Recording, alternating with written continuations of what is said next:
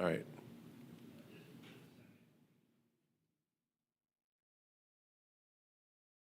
Magic Mike.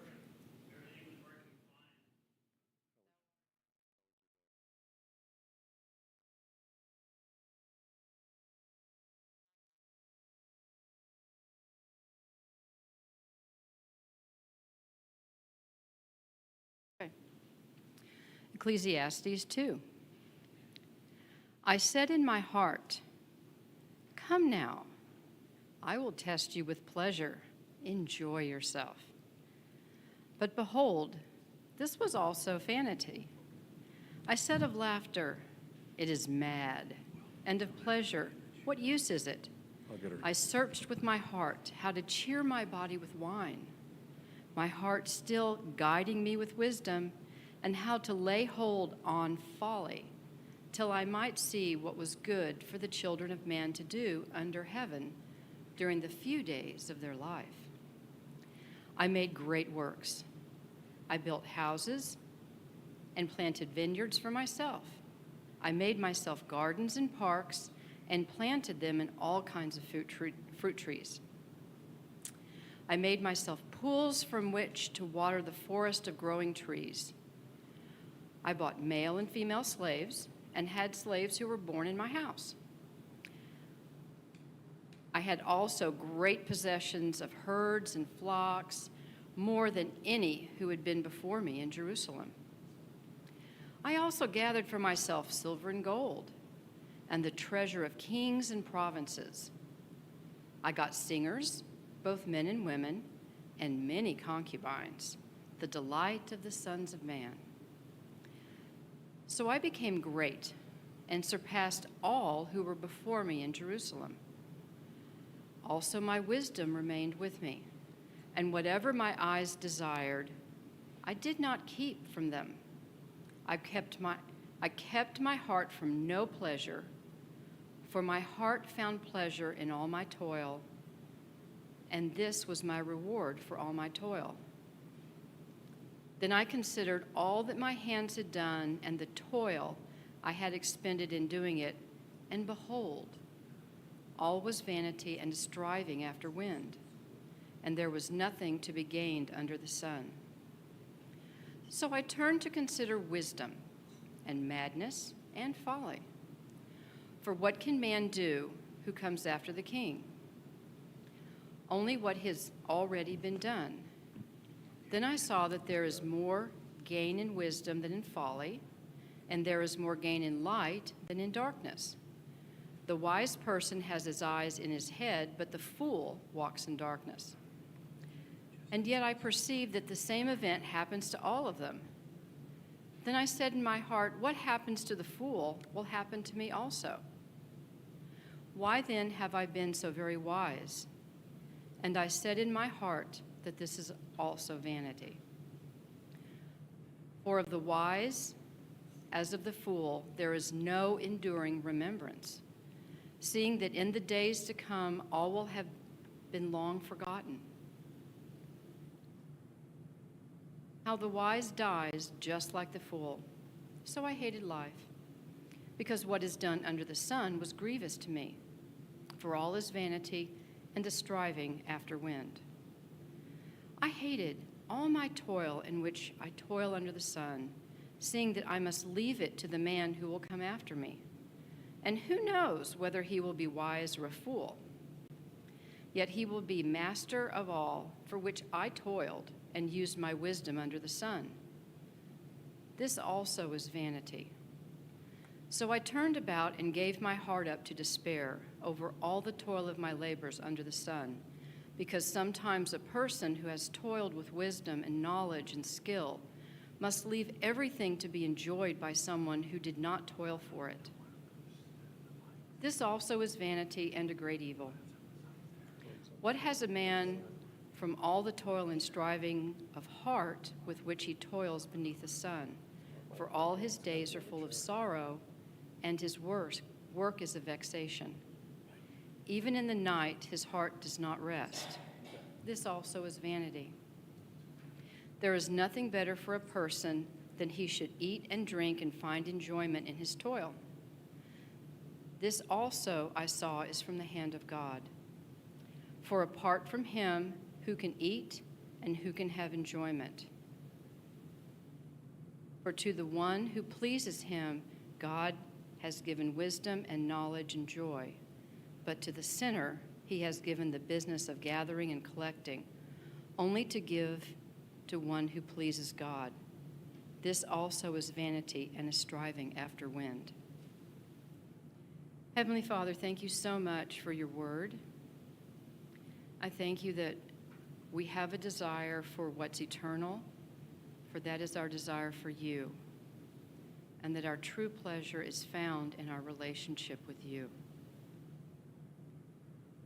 The world it's a lot of vanity aside from what we have with you. You are a great treasure. In Jesus' name.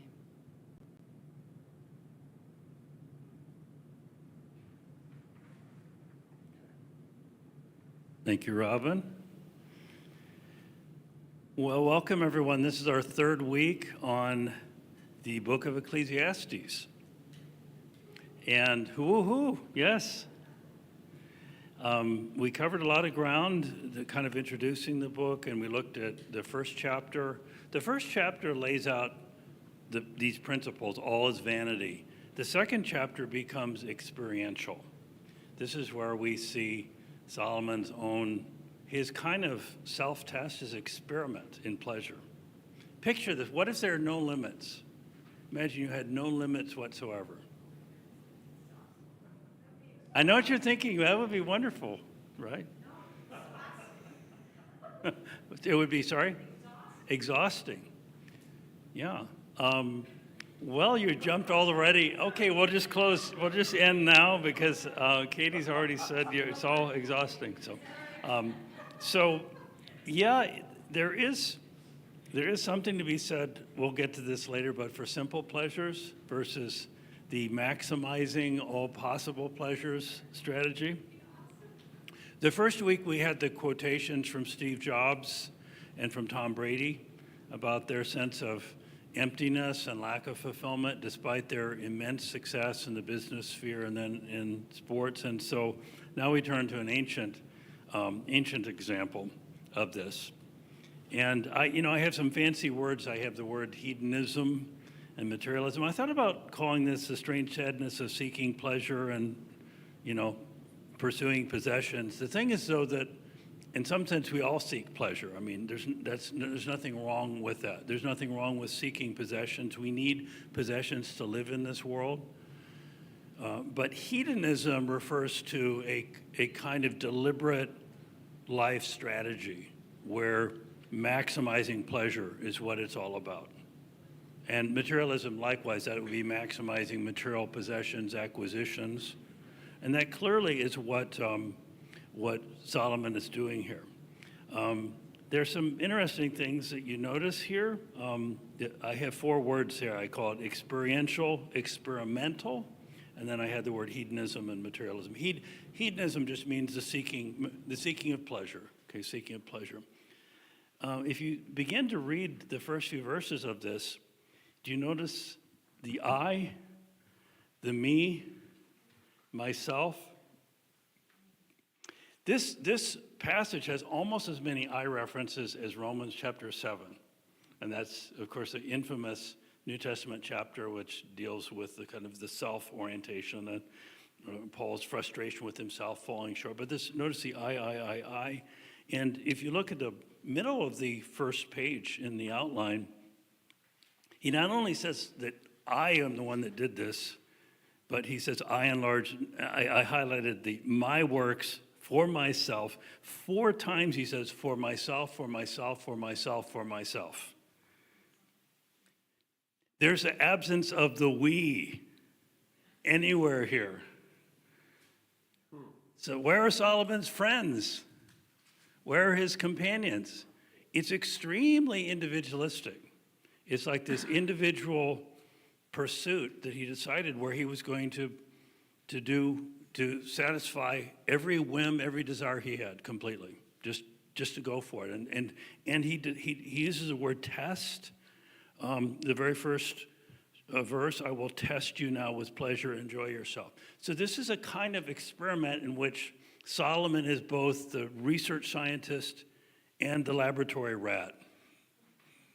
He's experimenting on himself, and he's basically testing to see, can he, by altering his external circumstances, create a certain inner attitude of, and the word heart comes up 4, 5, 6 times in this chapter. So it's a test of how the external circumstances of his pursuit of pleasure, and he mentions wine, there's obviously, they're singers, that's entertainment, they're the concubines, so, and then there's the building projects too, the gardens, the palaces that he made. So he's testing to see, but it's all about himself. And then we also have to point out one thing that's kind of obvious. Did Solomon pile all the bricks on top of one another for all these mansions? I kind of think that there may have been thousands of workers who said, "No, Your Majesty, we built." He said, "I built." So this is very much sort of spoken from on high, kind of his position as king. And if you know anything about the history here, Solomon had a forced labor system in which the different tribes would have to leave their regular work, which was a huge hardship in an ancient society like that, and go and work on one of Solomon's building projects for like a month of the year. That created immense hardship, and that the resentment had accumulated because these weren't really public works as I see it. I think these were Solomon's houses, his multiple mansions. They didn't seem to serve a public purpose. That may be one thing if it was somehow a building that was devoted to, the temple would be the exception. Of course, that would have been understood as a house that belonged to all Israel. But these houses and parks and everything, he keeps saying, I built these for myself, for myself, for myself, for myself. So you said he was testing himself in how much pleasure, and then for what purpose? To see what the outcome would be and see if, to see if he would be happy, if he would be satisfied with a maximizing of all of his, and he was in a position to do this. Isn't that like sowing your wild oats in the vernacular? Well, he's not, he took wives, he took concubines, but these were understood as women belonging to himself. I don't think there's anything, this isn't like a young man who simply goes out and engages in a life of fornication and picks up women, so on. No, because they would have been supported. You imagine how many staff people he would have needed to support 1,000 women?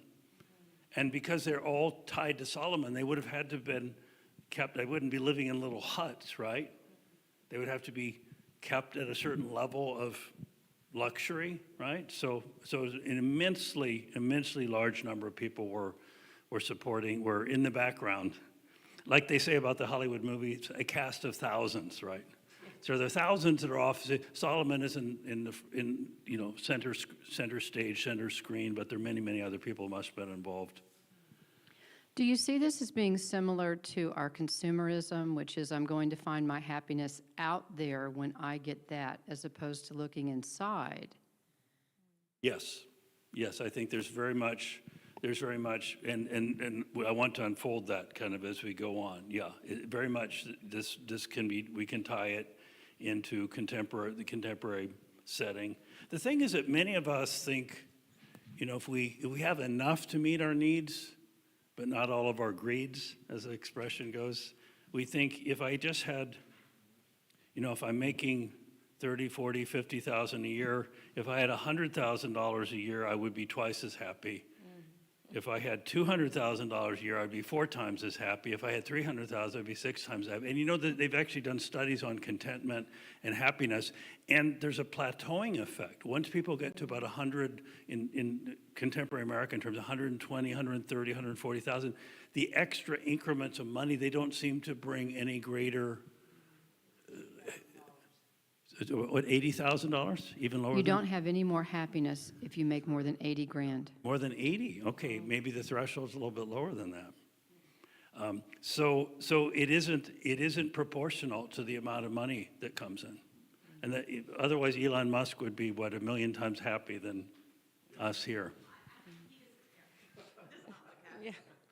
I just wanted to comment, though, that it's not illegitimate for him to say, I built this, I built that, because people say that today, too. You know, right. a president will say, you know, I built this monument, yeah. and, you know, whatever. And Elon Musk will say, I built that SpaceX rocket, you know, even though he never put his hands on it. So That's it's true. a figure of speech that is even common in modern language. Right. So, but it is an expression of pride, obviously. Well, there just isn't any reference. The fact too that, I mean, I'm kind of reading this through the lens of 1 Kings, because in 1 Kings, the resentment grew to such an extent that when Rehoboam succeeds Solomon, the elders say, speak gently to the people. Instead, he spoke harshly and said, you know, my little finger is thicker than my father's loins, which is kind of like saying, I'm the meanest, you know what you're ever going to deal with.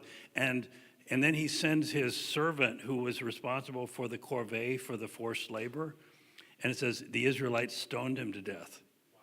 And the next verse says, this is in 1 Kings 12, then Rehoboam made haste to mount his chariot and depart. So yeah, he's fleeing like, oh gosh, he completely misread the room, so to speak, or the kingdom, I guess I should say, because he was listening to other young men who'd grown up at court who probably were just as spoiled as he had been, and were completely out of touch with the sentiment among the people. And then actually the sad thing is the verse after that says that thus, you know, the tribes other than, you know, Judah were in rebellion against the Lord from that day to the present. So a permanent division came about. That was related kind of to this forced labor. So there's just no hint of that anywhere. But, I mean, he's mainly concerned about describing this process that he went through. So he took it to the ultimate limit. I mean, we see this in, for example, verse 10 is very clear. Whatever my eyes desired, I did not keep from them. I kept my heart from no pleasure. So whatever he saw, whatever he desired, he obtained for himself. It says he bought male and female slaves. It doesn't say he bought the concubines. It says he arranged or established the singers, and then the concubines and wives, those they would not have been purchased. The slaves are considered as acquisitions, but in some sense, I think as you read on in the chapter, it kind of shifts from pleasure to possessions, because it's kind of a list of these are all the things that I have acquired. And in effect, a man with 300 concubines, they could be considered as acquisitions of his, because really his money made it possible for him to have that many women at his disposal. Hey, Mike. I was, on the question of him testing his himself, his Yeah. heart, he also says in verse 3, he wanted to, and how it says, I searched with my heart. yeah, I searched with my heart how to cheer my body with wine, and my heart still guiding me with wisdom, and how to lay hold on folly. Now, what does it mean by laying hold on folly? If folly is like not understand or foolishness. You're right. That's Katra. That's a curious statement. Like, why would he even talk as a wise man? He says his wisdom stood by him. He said, my heart still guiding me with wisdom, but then he was laying hold of folly. It may be simply that he realized that most wise people would say, stay away from wine, use of wine. He's pretty open about that he experimented with mind-altering substances. I don't know if Solomon were alive today, if the range would have expanded beyond that, but here he's convinced that his heart was still guided with wisdom. I have a question about that, though. He says a couple of times, he says that his heart, look at in verse 9 too, my wisdom remained with me. He became great, surpassed all who were before him, he said in Jerusalem, verse 9. That's in terms of acquisitions, I think, primarily. Because this is right after he talks about all the things the buildings he put up, the acquisitions, the gold, the silver, the slave. My wisdom remained with me. is that true? This is what Solomon is saying. What does Deuteronomy 17 say? It tells explicitly the king is not to multiply gold and silver, not to acquire many wives for himself. So Solomon, that's Deuteronomy 17. So Solomon knew Scripture. He is going against what Deuteronomy 17 said. So I'm not sure if we can take this at face value. Will you use the mic there? So I'm raising a question because there's such a direct contradiction between what Deuteronomy 17 had said and what Solomon did in this passage. Well, if the author is really Solomon, his wisdom didn't come from himself, not from years of study. It came from God directly. So God gives and God takes it away. So he's doing all these silly things, but he's still got wisdom because God didn't take it away till later, I think. Well, I mean, wisdom and knowledge often are distinguished. You know, we generally think of wisdom as having a practical effect. It isn't just knowing the right thing to do, but following through on it. And it doesn't seem that Solomon, so yes, I mean, his intelligence was there at every stage. We see this in the book of Ecclesiastes, but I'm just raising a question. Should we agree that Solomon's wisdom was with him, or is there kind of a question about that? Where in the word does it say that the wisdom will stay with Solomon through great sin? Isn't that contrary to the word, even back then? That That's kind of the point I'm raising. It doesn't seem very wise to multiply wives and multiply money, which is clearly directly stated here. But he is being self-reflective. It's true. And so even if he's not making great choices, he is contemplating his bad choices, which is something. That's the first step. Right. Well, it's an interesting question. It's an interesting question about he says his wisdom. It's kind of very passive. It remained with me. It's like he's increasing his possessions. His wisdom is literally amad is the Hebrew verb. It stood by him. It stood by him. But it's like, wouldn't he want his wisdom to be increasing? Not just. Let me say this. I don't want to distract too much from the text that you're going to get to, but isn't this the big question mark of this entire book? How a man filled with the greatest wisdom of any man in the New Testament, or how he goes so off track. And not a little off track, like into the gutter, and yet still write these books. How do you explain this? If we follow the traditional ascription of authorship to Solomon, as I do, and we read chapter 2, we have to read this as a late work of Solomon. This can't be an early work because he's describing all of the things that he's already done and the concubines he has and the building projects. So could you come to the conclusion if he had stayed on track and obeyed God, he would have been much, much greater? Well, that's a counterfactual. That's a counterfactual that we could speculate about, like what if he had obeyed. What 1 Kings 11 indicates very clearly is that he made God angry. The Lord became angry with him. It says, to whom the Lord had appeared twice. So God had directly spoken to him twice. And later in the chapter it says he raised up adversaries to him. And then later, the next chapter is the son, and the son whose foolishness leads to the division in the kingdom that was essentially permanent from that point on. Isn't it interesting in this chapter, he is concerned about, look at 21. Is he just speculating the abstract, or is he anticipating? Sometimes a person who has toiled with wisdom and knowledge and skill must leave everything to be enjoyed by someone who did not toil for it. And he talks about the fool who may come after. This also comes up. Verse 15, I said in my heart, what happens to the fool will happen. Oh, sorry, no, that isn't it. The wise and the foolish die alike. Verse 19, I guess. Who knows whether the one who comes after will be wise or a fool? Okay, that's maybe the most pertinent verse. If you read this in light of what happened with Solomon, he was succeeded by a foolish ruler who followed unwise counsel and brought division in the kingdom. It was completely unnecessary.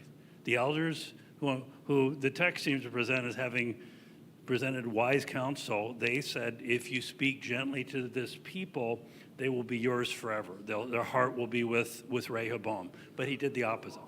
What's that?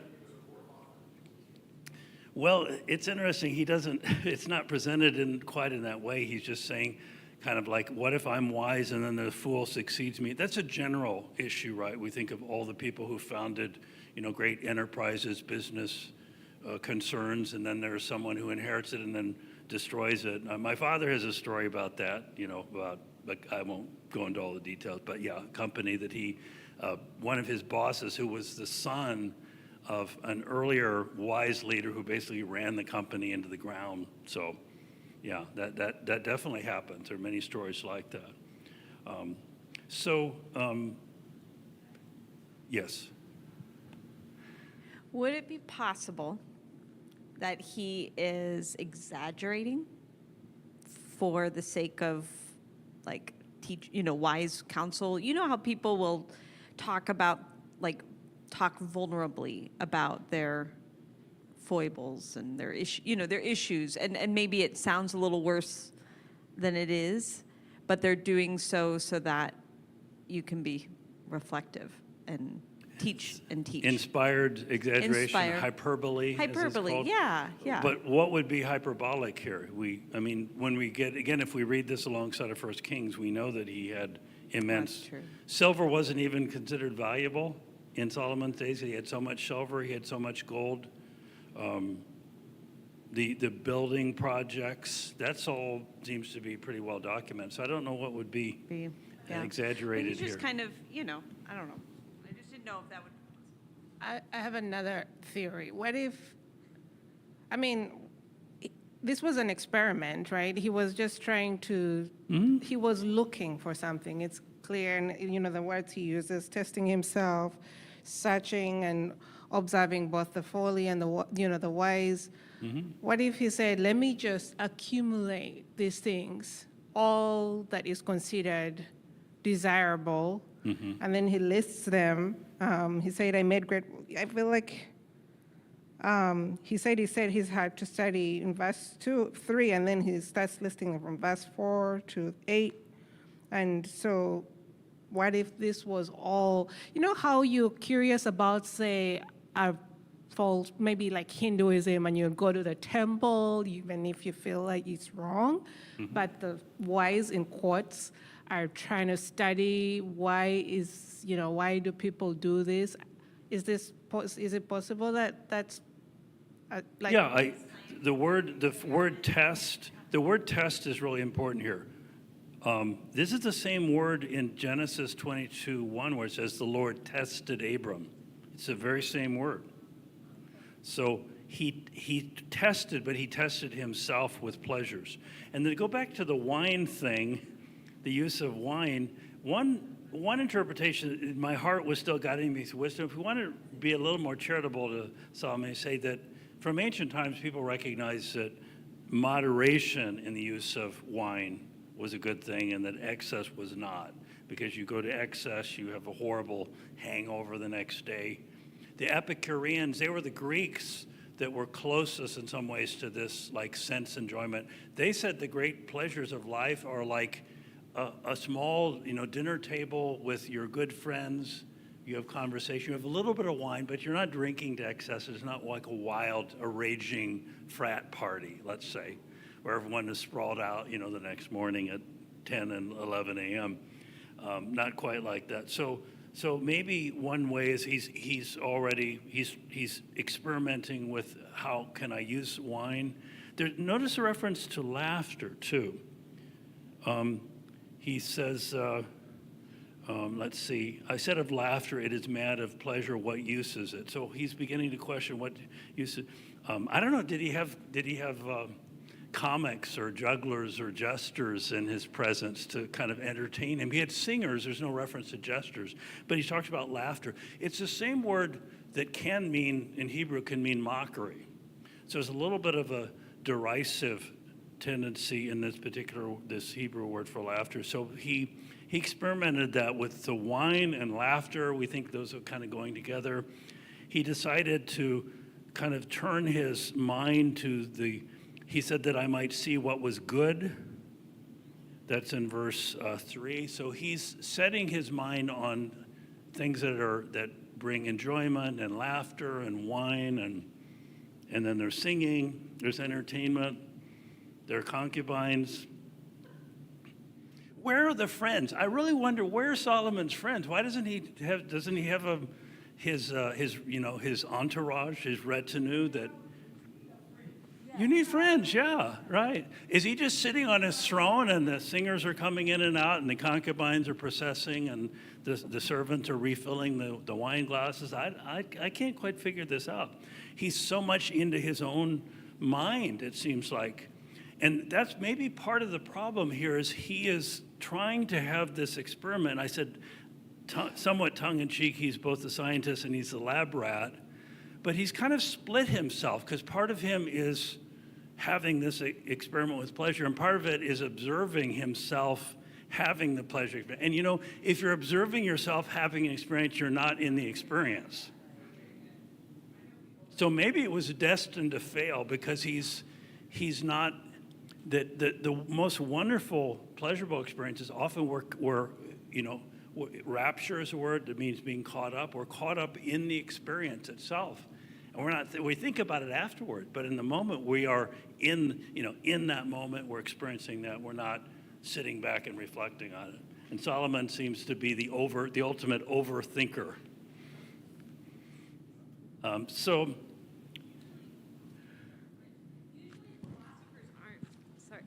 Like usually people who are philosophers like this don't have money. Yeah, so it's right. just so rare. Well, that was Plato's. Plato said that the world will only achieve its ideal state when either philosophers become kings or kings become philosophers. So in Solomon we have both. We have a philosopher king, but he's an unhappy one. He's so unhappy. I put this in the text I sent out earlier that he says, look at verses 17 and 18. These are very strong statements. When he realized that the wise will die just like the fool, he said, I hated life. I hated life. That's like, what a sweeping statement. Because what is done under the sun was grievous to me, for all is vanity and striving after wind. This sounds almost like Job. Job, near the beginning of the book of Job, he curses the day of his birth. But he's suffering. He had reason. Yeah, exactly, Jim. That's exactly the point. Job was reacting in light of his profound sufferings. Solomon comes to hate life in the midst of the abundance. And then look at verse 18. I hated all my toil, which I toiled under the sun, presumably including all the building projects and everything. He came to hate the very palaces and the gardens that he had made for himself. It's a real paradox. It's a great paradox.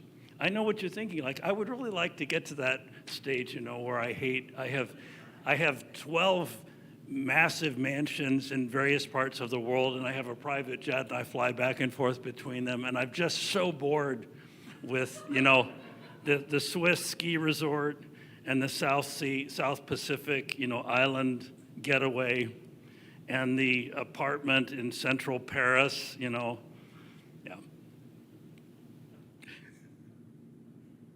So he's it is a real paradox. So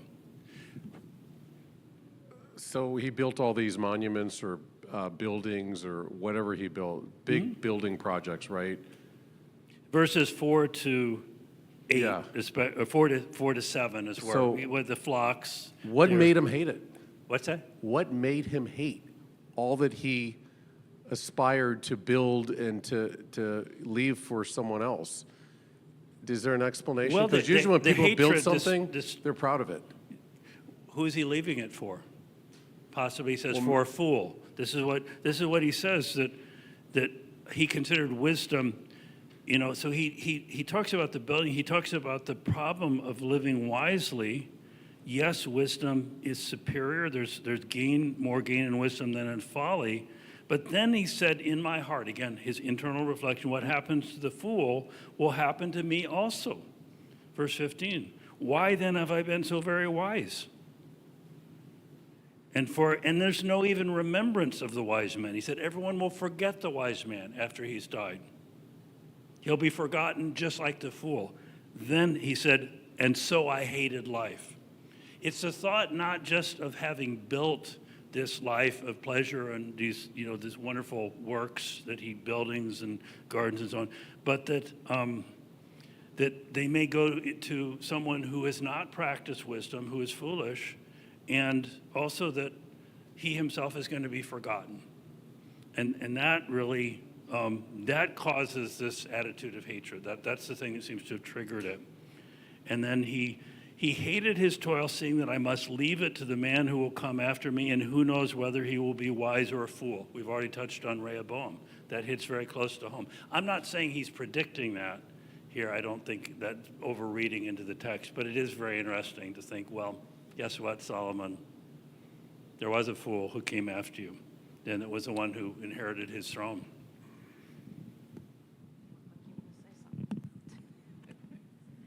Do you think he succumbed to narcissism, where I'm the great God, so to speak, and I don't want to leave things for other people, I want it for myself?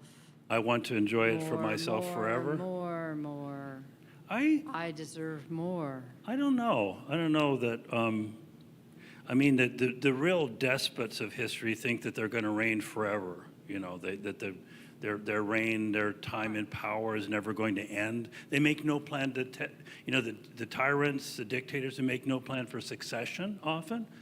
And I don't think that's what Solomon. I think Solomon is reflecting on the fact that what he's built and what he's devoted his life to may not have any lasting impact. And he will be forgotten, and the good things that he's passing on will not be used. This money, these possessions may not be used wisely. If you know people who founded major business empires, maybe the closest analogy today, a lot of times they are very concerned about like what's going to happen after they're gone, and they're watching. Was that HBO show? What, Succession is it called? Yeah, and that's, of course, that's kind of a mean-spirited show because the father kind of plays the children off of one another. But it is the whole question of like who's going to take over this, and the children are all vying and trying to, shortcut one another in it. But that illustrates the problem, and it's referred to here. Comment or question? No, I have a statement. My husband was a pastor. He's in heaven. And we both agree that Solomon was a very sad man. When I look at this scripture, this chapter, my husband said it sounds like he was given over to a reprobated mind. Solomon did not want to be like his father David. He didn't want to fight in order to possess land, to possess things. He wanted to live in peace, but he didn't ask God. He asked him for wisdom, but he didn't ask for a relationship, a fellowship, an intimacy deeper with the Lord to find out what the next level God wanted him to be in. So when I read this chapter, it sounds like he's having a conversation with the Holy Spirit, repenting of all of his sins of his life that he lived so quickly, but without the guidance of God. He's repenting that he was not his father, and I want to say the mindset of a deeper intimacy like child with father relationship. He's sad. When I read it, I weep. When my husband read it, he wept. He says, God, I don't want to be like this. Yeah. I don't want to be like this. I really don't. We started a ministry to go into the jail, and when the man would come home, he would come with us to a hotel to make sure that man, that soul, does not become this man. because of that chapter. So they don't go back and become that human being again. Their second chance to have an intimacy with Christ. Yeah. I think what you said, I don't know your name, so. Lisa? Lisa. Lisa, I think what you said is very consistent with the chapter. There's no reference to God until verse 24. And that is where he talks about eat and drink and find enjoyment. Eating and drink, that's like we all eat and drink every day. When the last time you ate a slice of bread, did you enjoy that bread? Did you like bite down into that piece of sourdough bread and like, this is really good, you know? You take a sip of water, the water is good, or maybe the coffee, yes, coffee. So remember the first week we talked about carpe diem, like seizing the moment. I think he's saying to enjoy these simple things in life that are universal. That the real frustration comes with this sort of effort to maximize sensual pleasure, maximize possession. Have you noticed that people who are very wealthy are always comparing themselves to other people who are very wealthy? It's an endless process, and comparison is the thief of contentment. As soon as you start comparing yourself to other people, you know, I wanted to be a great rock and roll guitarist when I was 15, right? And then I would go into the guitar store, play my stuff, but then someone would walk in and they would play better than me, and man, it just stole my contentment, right? Because, they're better than me. So the comparison, and there's comparing happening here because he says, verse 9, I became great and I surpassed all who were before me in Jerusalem. He's mentally comparing himself to other people. That's one reason that he's not. Well, I know. Yeah, right. Saul and David. Yeah, I know that's kind of an oddity. So, Jim pointed out there are only two people who preceded him. You mean as kings? Well, there were others in the centuries before the monarchy was established. He certainly is the wealthiest guy up to that point. Of course, we look back at he was the wealthiest of all time from the later standpoint. So there is indeed something sad. And, you know, I don't want to turn this into just a look at pop culture and cinema and everything, but I do have a little bit here in the handout, beginning on page 5. A certain group of musicians that said, I can't get no satisfaction. Gonna try and try and try. I can't get no. So apparently being, you know, one of the most famous movie stars in the world, having more money than he knew what to do with, and having female fans that are throwing themselves at his feet, that wasn't enough for Mr. Mick Jagger. He was still singing about his lack of satisfaction. There's something about sense experiences. They are slipping away from us. At the moment that we're enjoying them, they're slipping away, right? So I think that phrase, grasping after wind, is interesting because that's like trying to grab something. Like a puff of smoke, you try to grab hold of it, or a bit of fog, you grab onto it. There's nothing to hold on to. And there's a lot of literature, you know, the Europeans seem to specialize in the Weltschmerz. That's a German word. It means kind of world weariness. It's for people who feel that the world is not enough. And there's a whole genre of European literature in this category of people who are completely dissatisfied in life, and you know, there are a couple of Italian films that show this, The Restless Rich and The Unhappy Hipsters. There's one from 1960, La Dolce Vita, a Fellini movie. And it's ironic because the title of it is The Sweet Life. And in the city, the protagonist of the film, Marcello, he spends his days and nights pursuing illusions of glamour. He leaves, his girlfriend has overdosed on drugs, and so she's in the hospital. And then he goes and follows this film star, and then she jumps into the Trevi Fountain. That's a famous scene in the film. He respects this guy named Steiner, who's part of a group of intellectuals. And when he's with the intellectuals, there's a British poet who shows up. Marcello has admired this poet.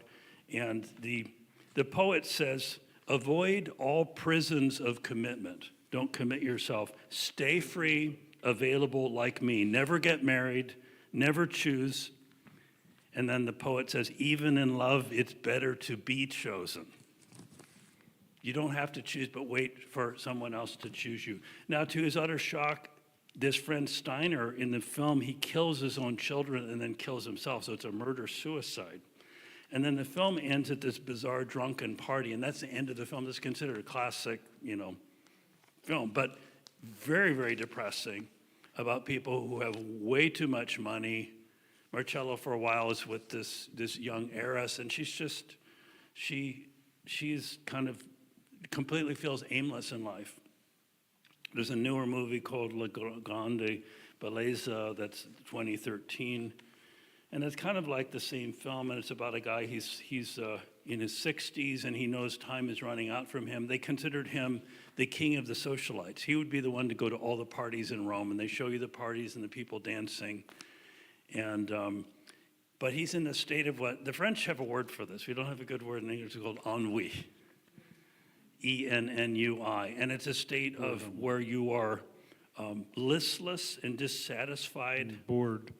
Well, it's not ordinary boredom because nothing at all feels like it's worth doing at all. And so there's a complete, and the things that you once enjoyed don't make you happy any longer. There's nothing that you can do to kind of lift your own spirits out of it. So it's kind of a trap. And the group of friends all fall apart in Rome, and then at the very end, he is starting to regain his creative powers. He's only wrote one book as a young man, but this is another film.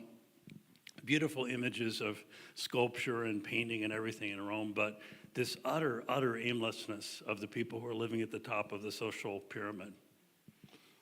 Why does Solomon get so obsessed with death in this book?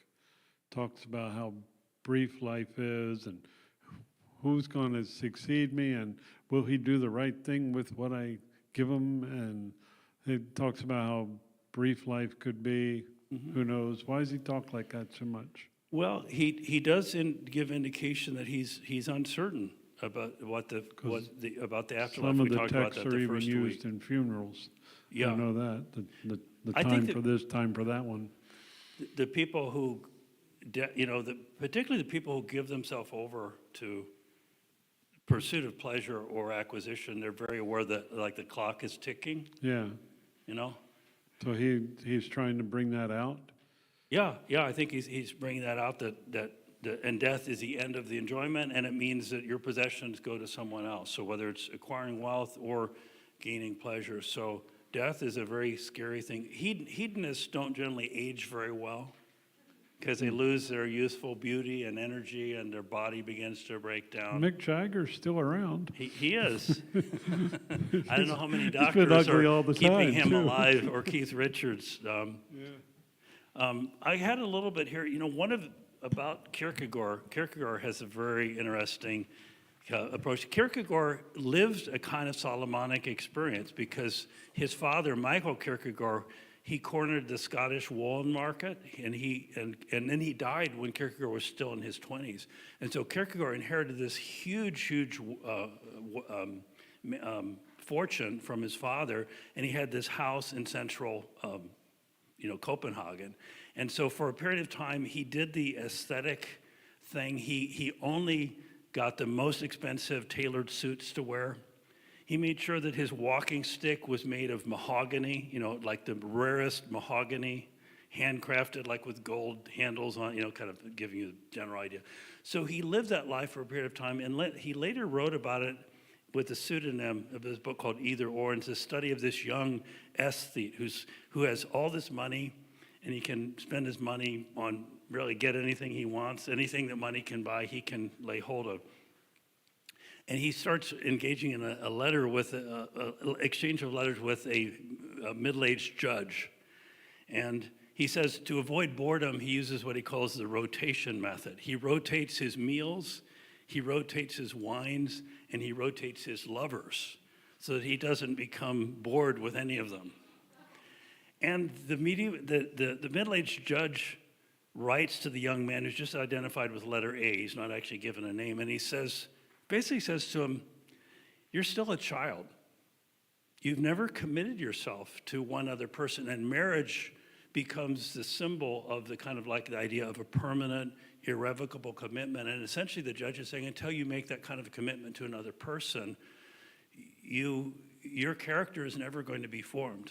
You're standing outside the circle of commitment. He's basically calling him to a different kind of life, stepping out of the boredom of the self-focus. Now think about Solomon with all the concubines. So the paradox is that in a sense, following Kierkegaard, you could say that Solomon had many women, but he had no wife. In the biblical sense of what God intended for the life partnership of a man and woman together. So Solomon, the many women and wives, it often gets a lot of attention, but that's very revealing about Solomon. Now, in the culture that was accepted, right, that a wealthy man who could support many women was allowed to do that, but Solomon chose to follow that path rather than to have a true wife, a true life partner. So Solomon is, he's still playing the field, you know. It trivializes the idea of marriage to have 700 wives because obviously he cannot have a true life partnership with. I suppose if a man had two wives, I mean Jacob had Rachel and Leah. That there's a real relationship there, but I'm not drawing a line of how many it had to be, but I have this sense that maybe 700 wives would kind of tax the ability to have true intimacy. So he's concerned also about the lost legacy. We kind of touched on that with Rehoboam as well. So let me, Mike? Yeah.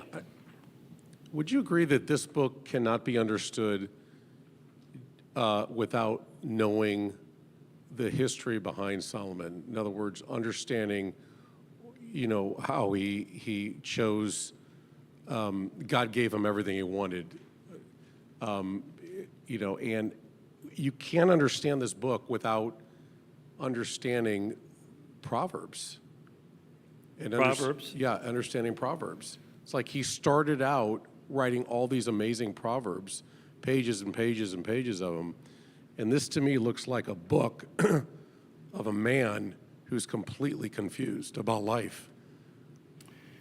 I mean, all these things that you're saying are true, but they're not.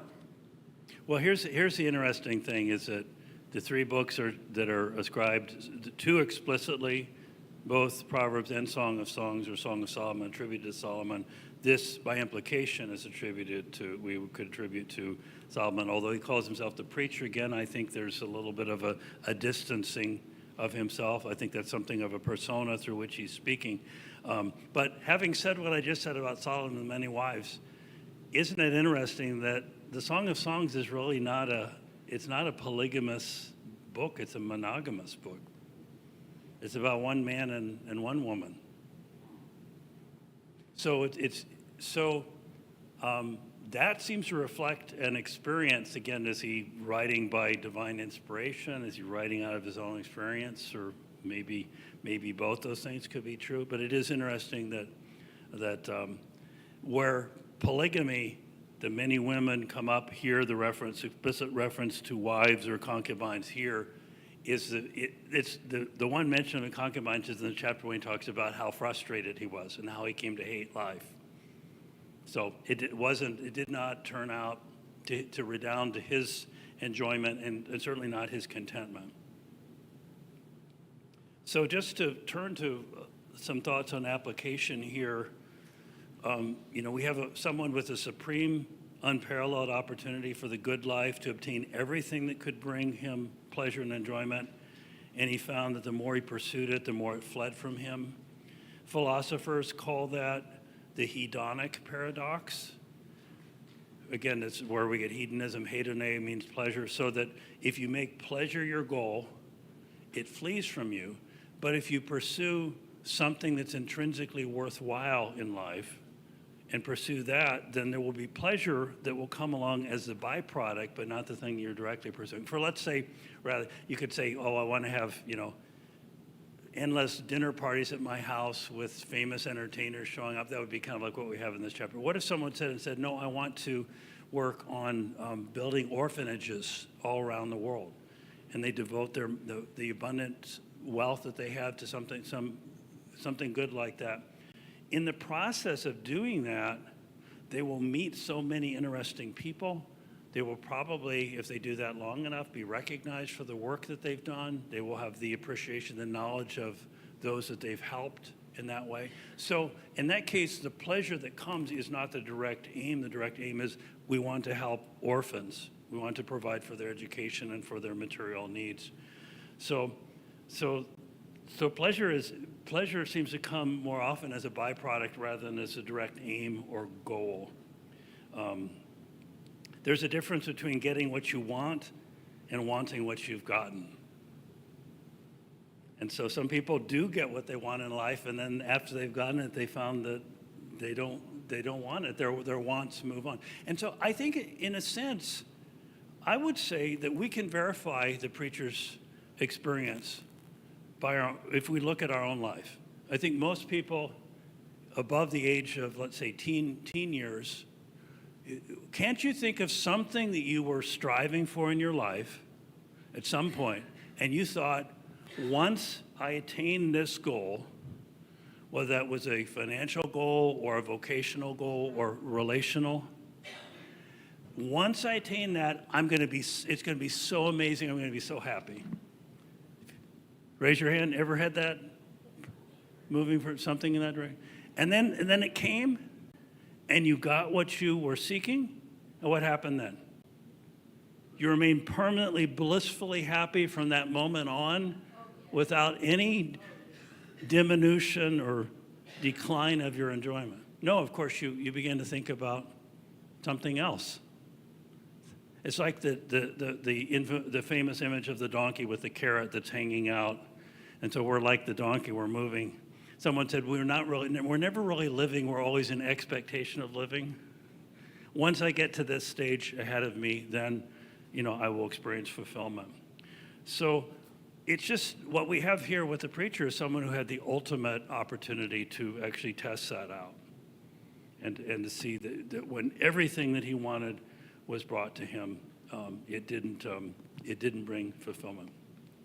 I've talked about the hedonic paradox. There's also this thing of diminishing returns with certain kinds of pleasure. If we think for a moment about people who use hard drugs, and I'm talking about like people who inject like heroin, cocaine, methamphetamine,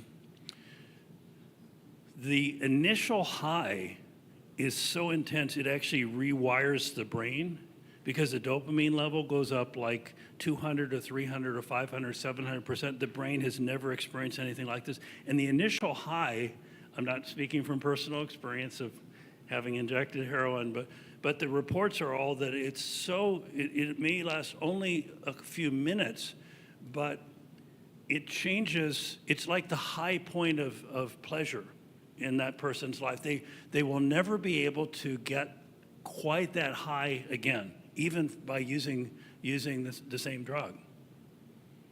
So, and there's a word for it in the drug using community, it's called chasing the dragon. And so they never get to that high again. There's some people who will remain addicted for 5 or 10 or 15 or 20 years, and they're pursuing that initial high. Euphoric recall is another term for it. And it means that ordinary life for people who've been using hard drugs seems dreary beyond measure. It's just dreary and gray and uninteresting. And so isn't it horrible that someone, to seek that incredible pleasure of that one moment, they cast this sort of fog over the rest of their life, because they're never going to reach the state that they reached at that first experience. And there are other things like that. I think first love experiences, acquisitions, or how about someone who's a businessman, he closes his first multi-million-dollar deal. Now, he may have many after that, she may have many after that, but it's probably not going to be like the first experience. Or someone who already has a dozen mansions around the world, they could buy another mansion, But the 13th mansion is not going to probably bring the pleasure that the first mansion did. So the diminishing returns begin to set in, and I think that's part of what we're seeing here with Solomon. When you describe that, it reminds me of C.S. Lewis's expression, surprised by joy.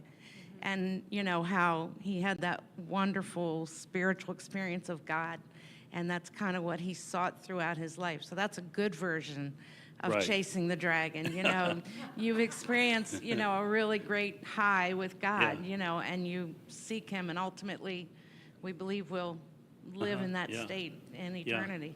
So. Yeah, except that the enjoyment of God is we desire it again, but it's truly soul refreshing in the deepest way. It doesn't leave us with the negative aftermath of the others. So the positive thing here in this, you know, the chapter ends on a kind of a down note. This also is vanity and striving after wind. He talked about the idea that the sinner gathers and collects material things to give them to the righteous. And he said, well, kind of this is vanity too. He's saying, well, not really. So it's kind of a negative ending. But the verses before that, this is one of the enjoyment verses. There's nothing better than one should eat and drink and find enjoyment in his toil. This is from the hand of God. Again, he's now referring to God explicitly. I don't think Sister Lisa mentioned, the sad condition of Solomon, but I think by the time we get to the end of the chapter, it's clear he's not stuck in that endless cycle of the hedonists. There are people that never come out of it. You watch a movie like the Fellini movie, the La Dolce Vita or La Grande Bellezza. There are people who live their whole lives within a hedonistic framework, and they don't know that there is anything else in that. And I guess their last moment of life, they're grasping at whatever sensual pleasure they can hold on to when they're 80 or 90 years old, kind of dying, still wanting more. But Solomon is moving away from that. For who can eat or have enjoyment apart from him? Interesting that, God is, he's moving toward a different kind of conclusion at that point. Let's turn now to our time for meditation on the passage.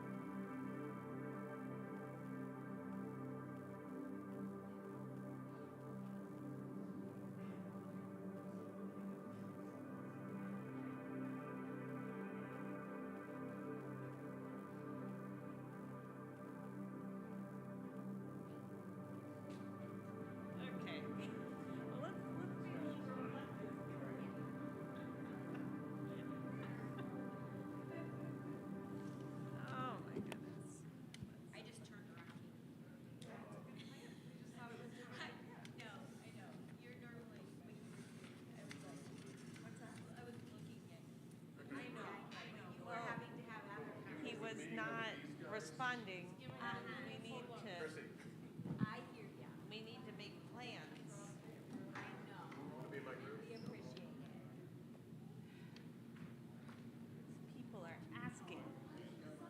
What? Okay.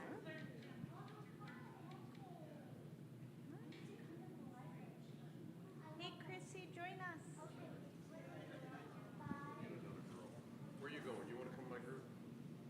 No, I'm going to be with Chrissy and Marianne. Oh, okay. Yeah.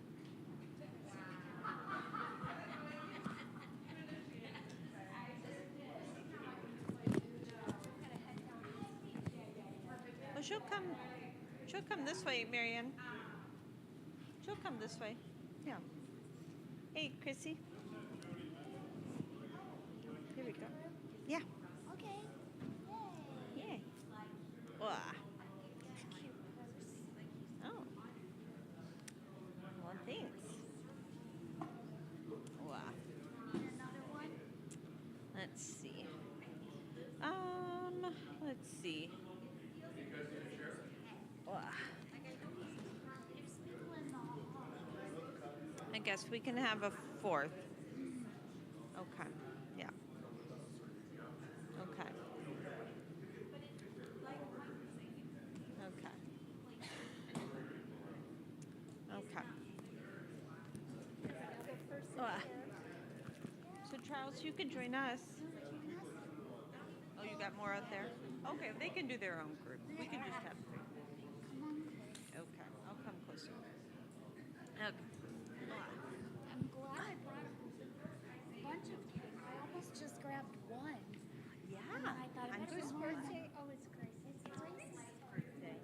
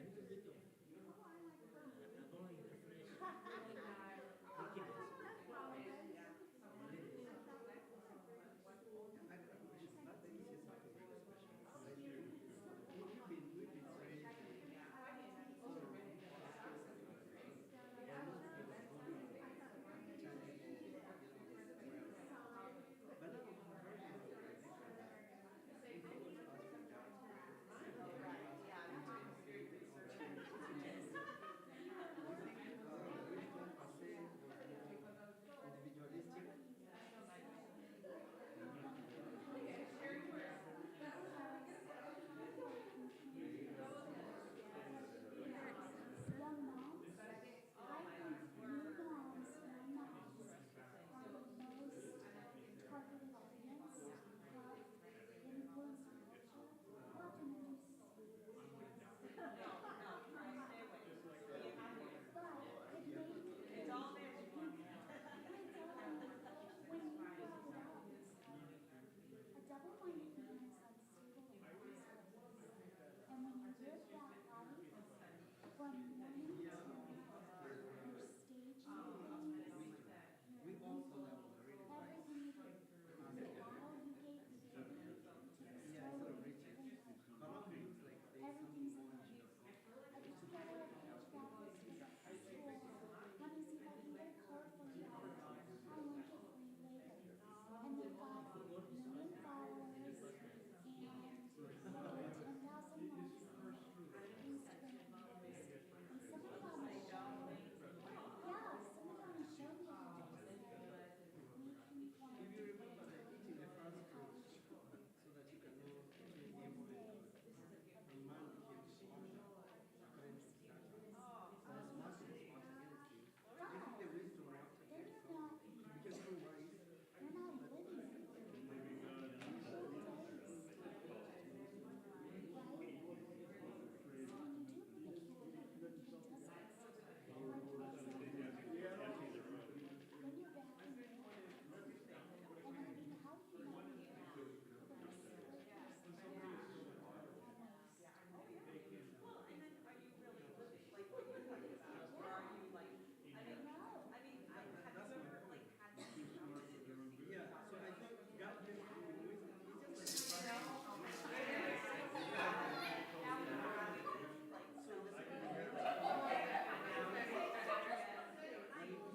Did you just say something that we need to report?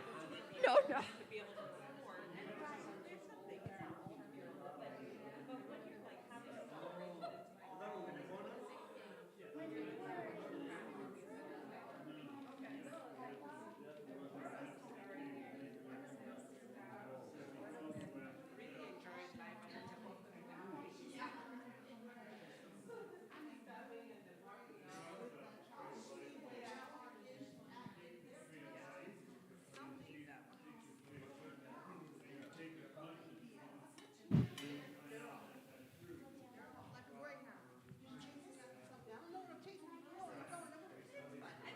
Okay, we're recording with the church camera, so we can do the usual semicircle facing this way.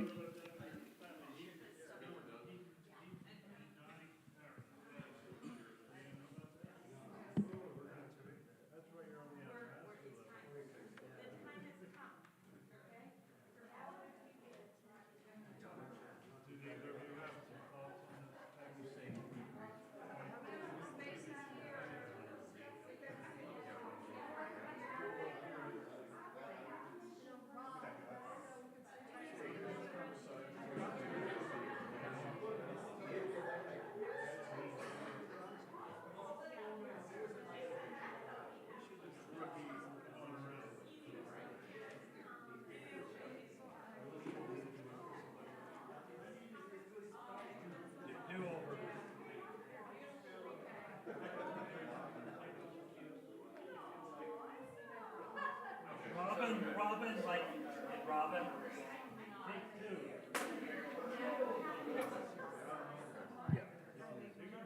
Okay, so we're gonna, so there is 2, 4, 6, 8, 10. That's a lot of people. Try not to go more than maybe a couple minutes, like max. Or Robin's saying a minute. Actually, a minute would be pithy. Means say it quickly and just hand that mic over. But, you know, get your point out.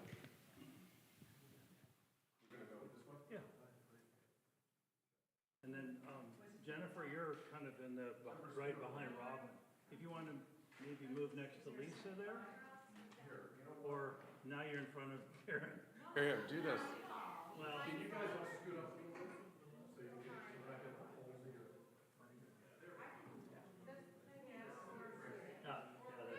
and then the pole is blocking Cassandra.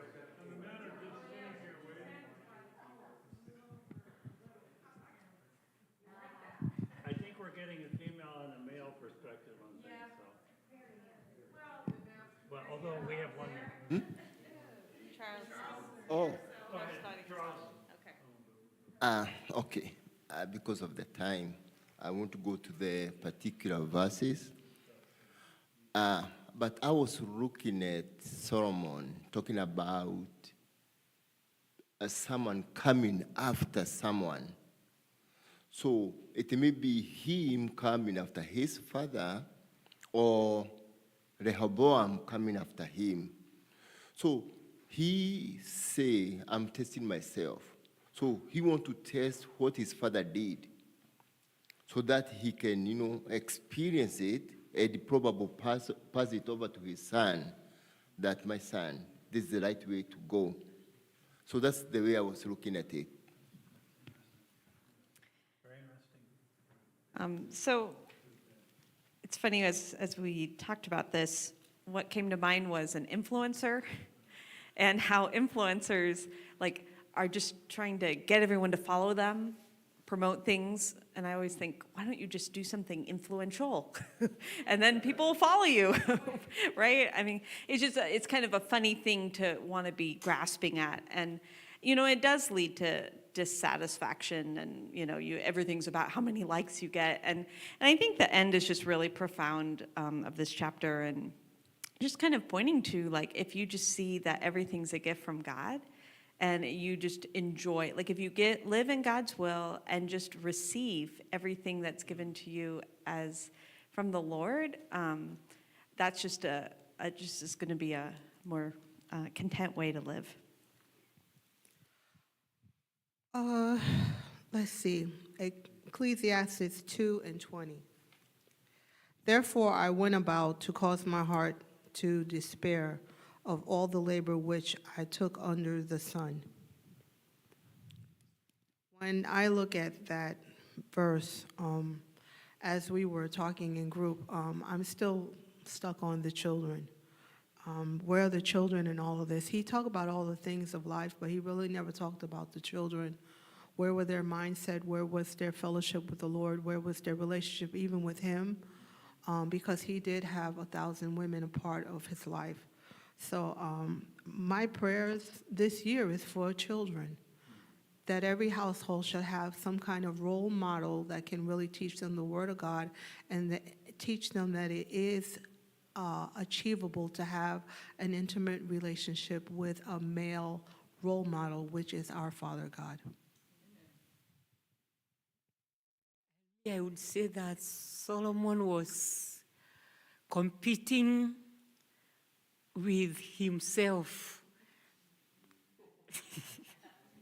After gathering all the wealth, he felt that I'm not happy. And then he was very wise, and his wisdom was not to search God's word. It was for his own pressure.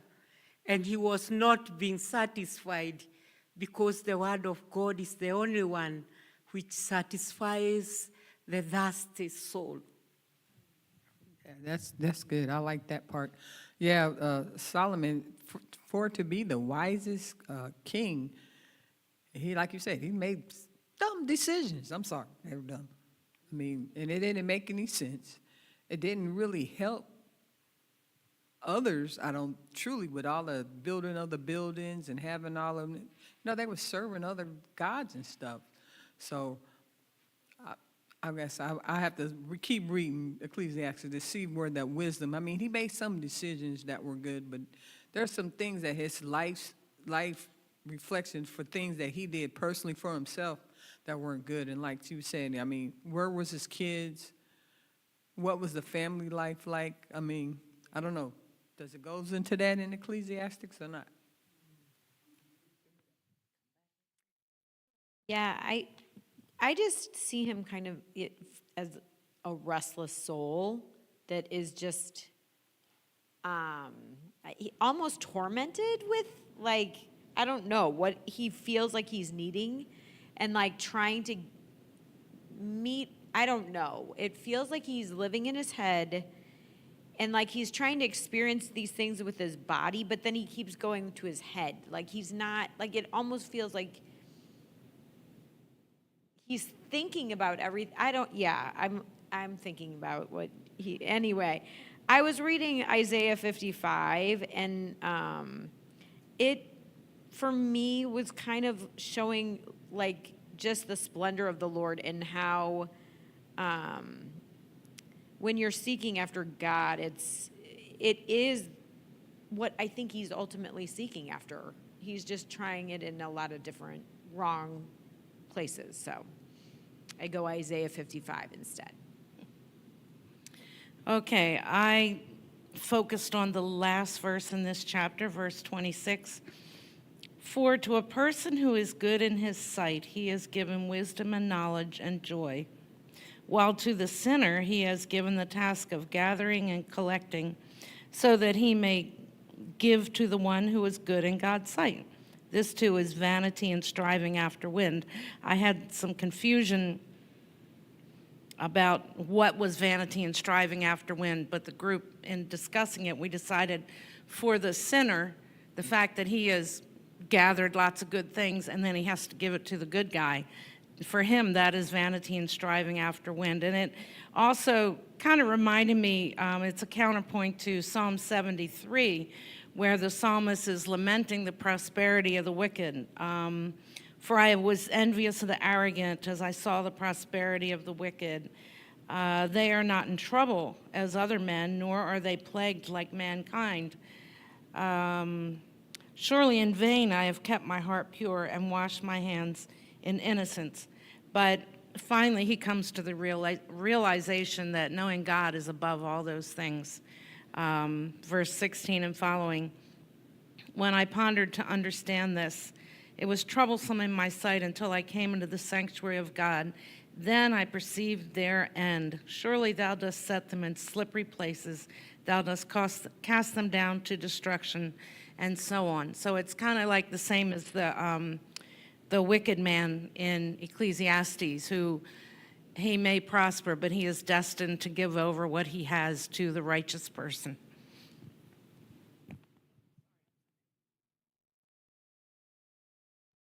So my request to the Lord was, don't let me drift.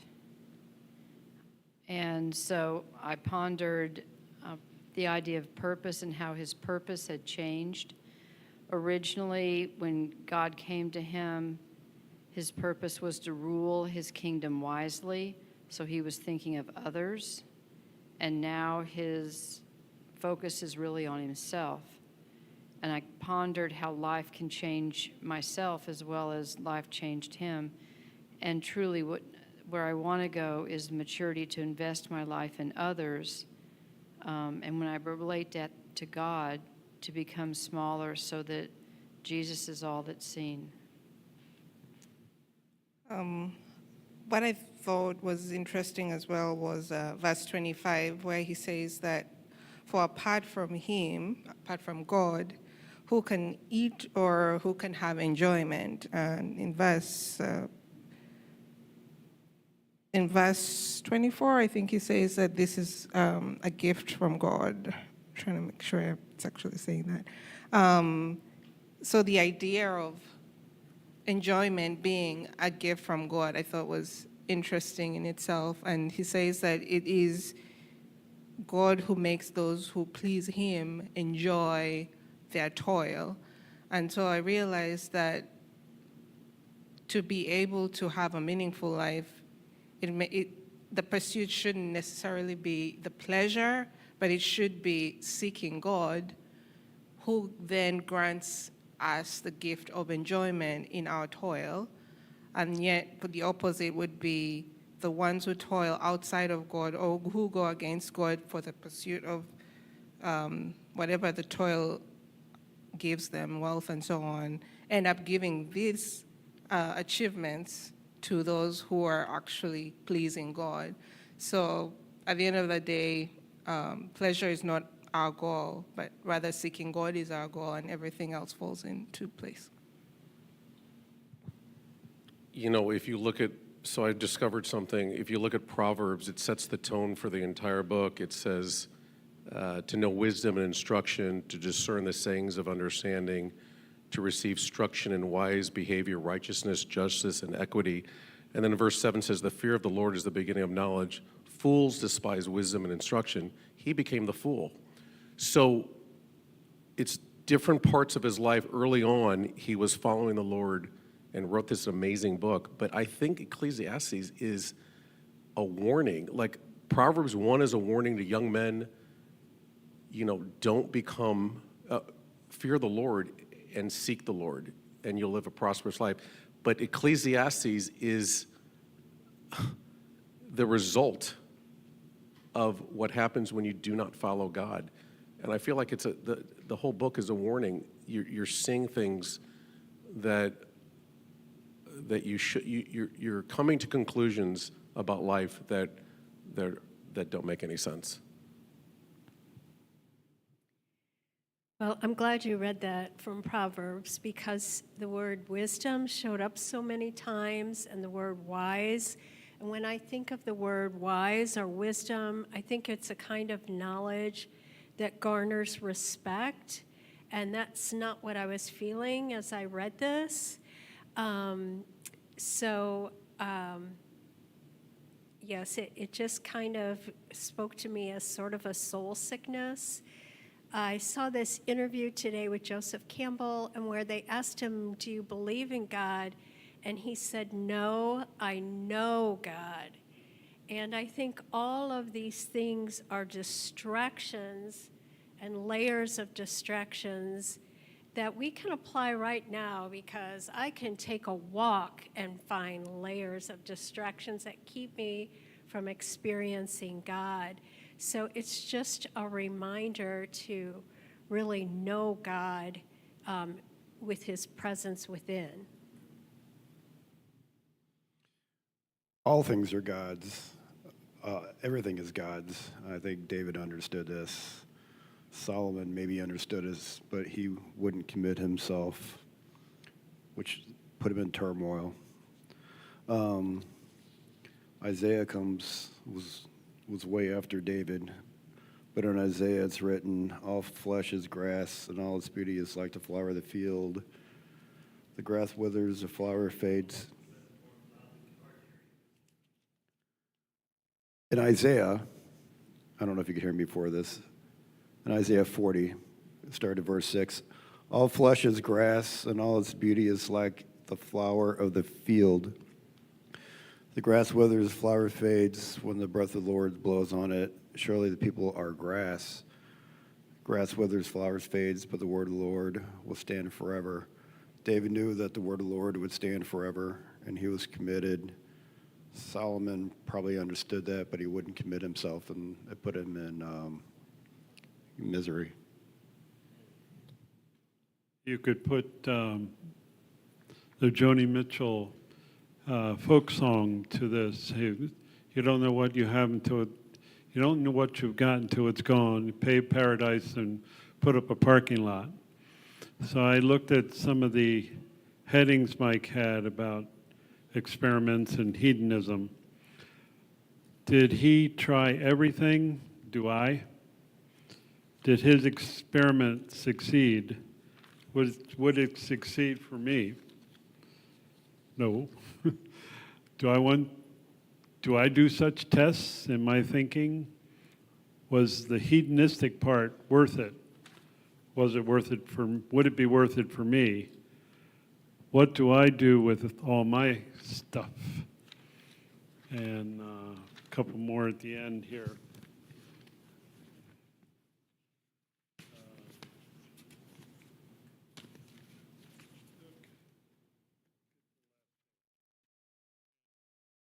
And we ask ourselves the same deep questions on life. So it gives us a text for reflection. Hopefully, we don't go his way. Hold the mic for me? Yeah. No, I'm kidding. Yeah, good evening. I love Ecclesiastes. I just drove from Georgia, and when Charles told me we have Ecclesiastes, I couldn't miss it. It's been my favorite. The only problem, I never understand it. Yeah, sometimes when I work really hard, because I'm a very determined guy, but sometimes I work really hard and I remember Ecclesiastes, and I guess I find whatever I'm doing is vanity. We get a lot of frustrations because we seek a lot, trying to enrich ourselves and enjoy the toils of our hands, but then we end up in frustrations. And in Ecclesiastes, they use different ways to describe life. Like it's meaningless. It's a heavy, like smoke. And it kind of bothers me every time I go through it. And then I quickly rejoined it with Mark 8:36, which says, "What shall it profit a man if he gains the whole world?" So probably we need to focus on something that is eternal. I like the way Mike put it that, when you have more than, I don't know whether he said more than one wife or many of them, it's as good as not having one at all because you can't even focus. So probably what is speaking in my mind and what I want to share with you is we need to focus on things that are eternal. Just like the way we give education to our kids, instead of giving them, handouts and stuff like that, we try to focus on a permanent investment. So same thing with our Christianity. Instead of focusing on things that are going to be are going to rust and be eaten by moth and decompose, we focus on something great. And then I had something I want to share with you. I tried to ask my group. They didn't help me much, but they tried to, though. If you go back to the Garden of Eden, you remember Satan, being very shrewd and sharp, it's kind of taking away the humility that God had created the human being in. And they were trying to get close to God by becoming knowledgeable by eating the fruit.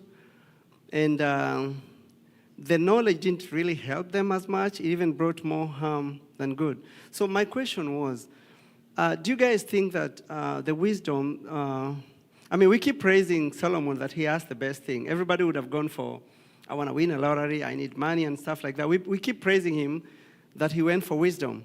And today I had a different perspective.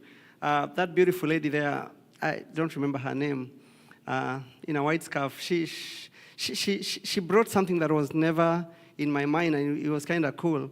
That he asked everything, but he forgot to seek glory and some kind of intimacy. She used the word intimacy with God. So I was wondering whether a lot of wisdom made Solomon sway away from the right path. Just like the way you can take your firstborn kid to very high learning institutions, and that child becomes even super brighter than Mike. And now you can't even have a conversation with your own son because he's too smart. So do you think that the wisdom he asked from God, he got more than he needed, or he got more than he could hold? And I like the way Grace put it, that is like he's fighting against himself. Thank you. Wow, that was a full message.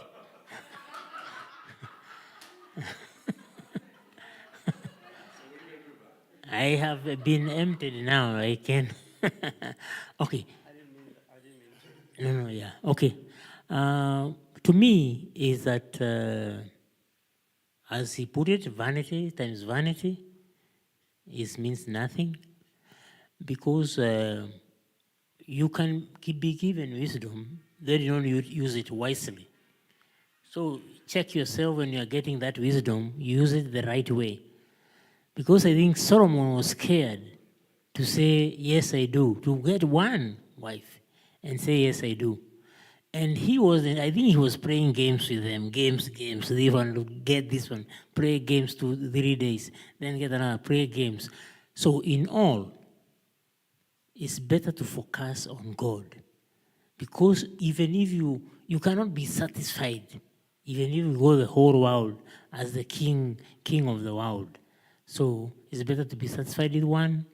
Don't follow that way of Solomon, follow the way of God. Thank you.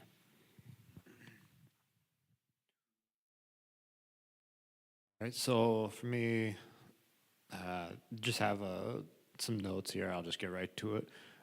We're always chasing after pleasure in life to help ease whatever our personal suffering is. If we strive after temporary things, we have entropy, where once something is gone, it is gone. Though we can watch a good movie again or read a good book again, still there is an ending to it. However, if we strive towards the infinite good, our constant pursuit of God Himself will allow us to not only fulfill the desire of pursuit, but also the true deep desire of ultimate pleasure in pursuit of God, and allowing us to make good virtue a habit in life. For also we find true pleasure in living a life of godly virtue, though we don't always see it as the first option. Still, in seeking Jesus, the author and finisher of our faith, we find that our ultimate satisfaction is in the infinite goodness and love of the divine Trinity.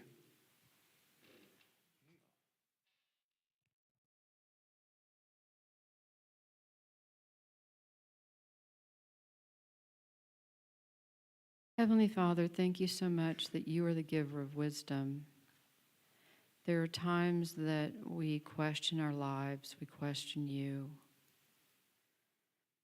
We wonder, and hopefully we don't wander. Lord, guide us. Do not let us go.